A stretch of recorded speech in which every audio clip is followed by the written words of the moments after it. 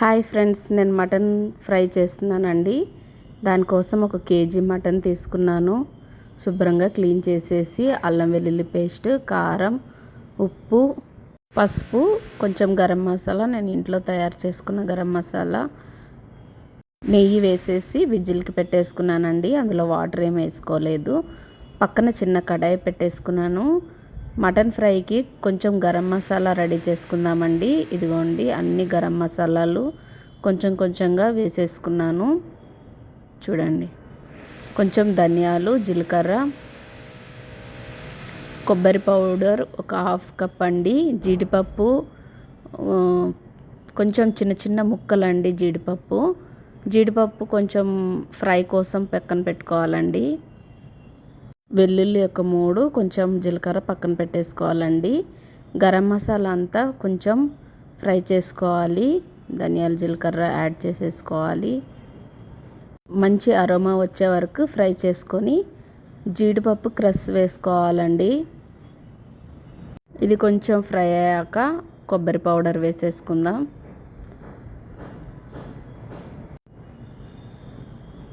కొబ్బరి పౌడరు కొంచెం golden colour వచ్చే వరకు ఫ్రై చేసేసుకుందాం. కొంచెం నిదానంగా ఫ్రై చేసుకోవాలండి, మీడియం ఫ్లేమ్లో పెట్టుకొని. ఫ్రై అయిపోయింది, పక్కకు తీసేసుకుందాం. చల్లగైన తర్వాత పౌడర్ చేసేసుకుందామండి.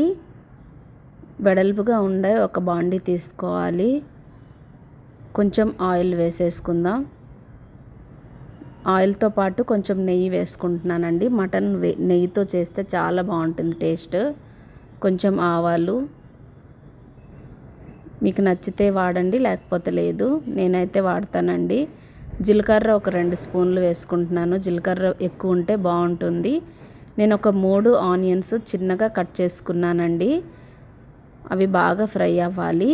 ఈ లోపల మటన్ ఉడికిపోయిందండి. చూడండి,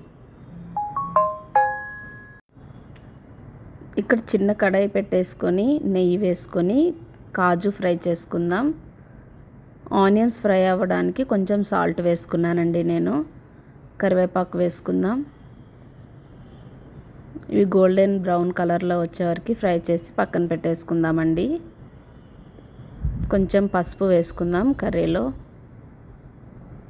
మంచిగా ఫ్రై అవ్వాలండి.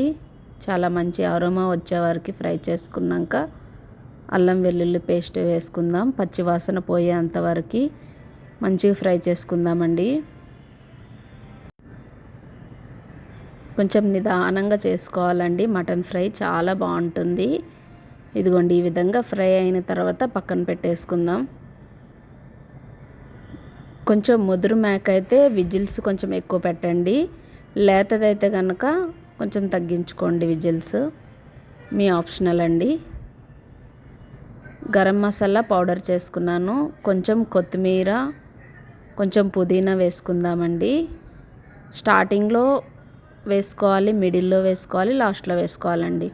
కొంచెం ఎక్కువే కట్ చేసుకొని పక్కన పెట్టేసుకోండి. కారం వేసుకుందాం తగినంత. అందులో కారం వేసాం కాబట్టి కొంచెం చూసి వేసుకోవాలి. కొంచెం ఫ్రై అయిన తర్వాత మటన్ వేసేసుకుందాం. మటన్లో వాటర్ వేయలేదు కానీ ఎంత వాటర్ వచ్చిందో చూడండి. వాటర్ పక్కన పెట్టేసుకొని ముక్కలు మాత్రమే వేసేసుకుందాం. వాటర్ తర్వాత యూస్ చేసుకుందామండి. దీన్ని బాగా కలుపుకుందాం. మంచిగా ఫ్రై చేసుకోవాలండి.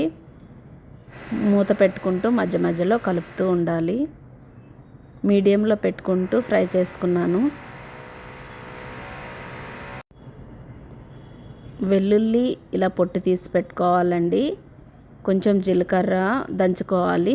దంచిన తర్వాత వెల్లుల్లి వేసుకొని దంచుకుందాం కచ్చాపచ్చాగా. ఇలా బాగా ఫ్రై అయిన తర్వాత పచ్చిమిర్చి వేసుకోవాలండి. ముందే వేసుకుంటే మెత్తగా నలిగిపోతాయి. అలా కాకుండా ఈ స్టేజ్లో ఉన్నప్పుడు వేసుకోండి. ఇలా వెల్లుల్లి కచ్చాపచ్చాగా చేసుకోవాలండి. వెల్లుల్లి వచ్చేసి లాస్ట్లో వాడదాము. బాగా ఫ్రై చేసుకున్నాను. చూడండి, ఇలా ఉన్నప్పుడు మసాలా వేసుకోవాలండి. కొంచెం మసాలా పక్కన పెట్టేసుకున్నానండి. ఇది బాగా కలిపాక ఉన్న వాటర్ని ఇందులో వేసేసుకుందామండి. మటన్లో ఇదిగోండి, దగ్గరగా ఉడకాలి. దగ్గరగా ఉడికే వరకు ఉడికించుకుందాం మూత పెట్టుకొని.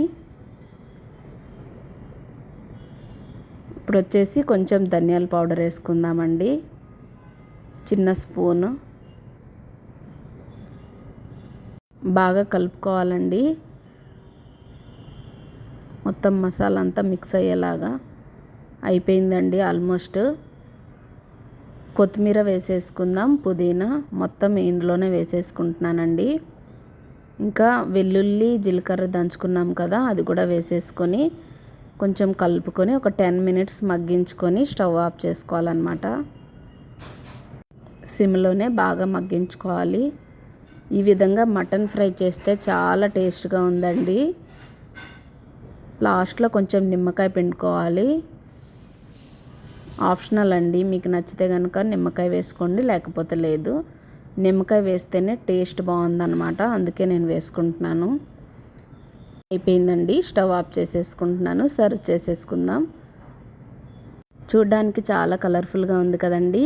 ఈ వీడియో కనుక నచ్చినట్టయితే లైక్ చేయండి, షేర్ చేయండి, సబ్స్క్రైబ్ చేయండి ఫ్రెండ్స్. మా పాపని టేస్ట్ చేయమని అడిగాను, మేము వడలతో సర్వ్ చేసుకుంటున్నాం అన్నమాట. అయితే చాలా బాగుంది, చాలా టేస్ట్గా ఉంది మమ్మ అని చెప్పింది. మీరు కూడా ట్రై చేయండి.